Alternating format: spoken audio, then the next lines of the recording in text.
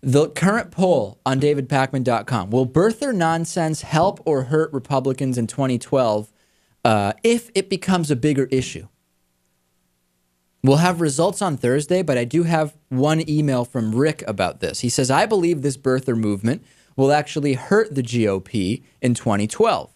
If Trump were to debate Obama head-on in the general election, he'd be exposed for the idiot he is. Obama's birth certificate is easily available online. I have faith more Americans will realize this. This is a good point. This is a very good point, which is, imagine if Donald Trump actually does win the nomination. Never going to happen. But if he did, he's going to debate Obama's birth certificate in a national debate. He would look like a fool, would he not? Unless he completely bamboozles the country by then. Perhaps he thinks he's going to win people over by, bringing up the birther issue.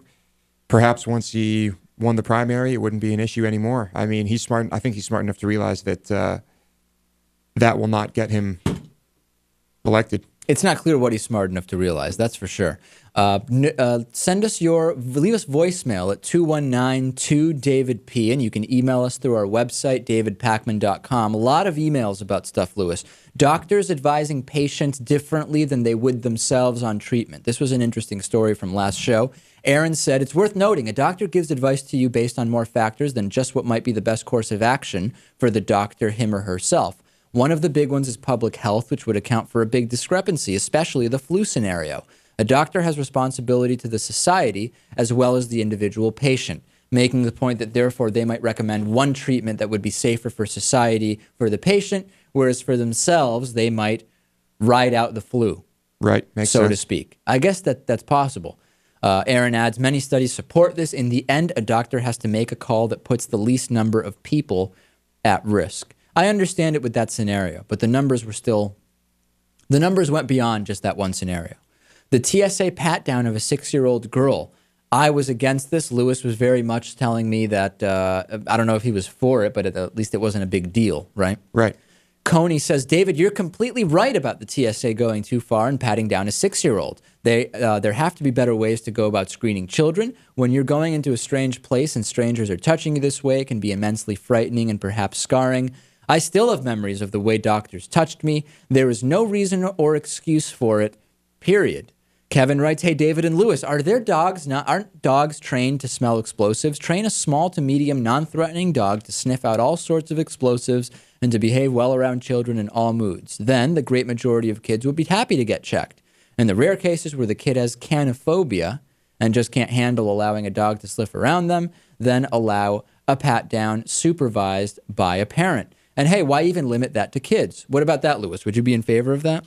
Hey, if it works, that's fine, yeah. Richard said, your discussion on the ridiculous porno pat-downs got my blood pumping on something that doesn't sit well with me. I normally enjoy Lewis's often contrary opinions, as it does provide a counterpoint.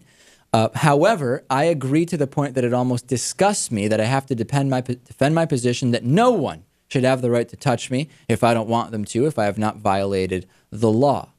And Richard goes on to say, P.S. I listened to Krakatoa, and I must say, Microbellum Part 1 and In the Wake of the Locusts were my favorite. Are those awesome. two songs from the concept album about insects? Yes, indeed. Now, what's microbellum? It means small war. Okay. Mm-hmm. All right, good. And then, David, I have to agree with Lewis on this one. People with attitudes like the one you showed in this video are why smugglers and traffickers use children. Duh. I understand where you're coming from, but you're beginning to sound a little bit like you've gone a bit too far west. And then another person agreeing with Lewis, I agree with Lewis. There's obviously a better way, but the amount of outcry here is silly. If you have children, you know your kids will react to your emotions and your frustration. All you have to do is watch Jesus Camp to see how easily kids can cry. Okay, well, that's interesting. Join us on the bonus show. We're talking Syria, North Korea, how to tell if someone's lying, davidpakman.com/membership. See you in a few days with a new show.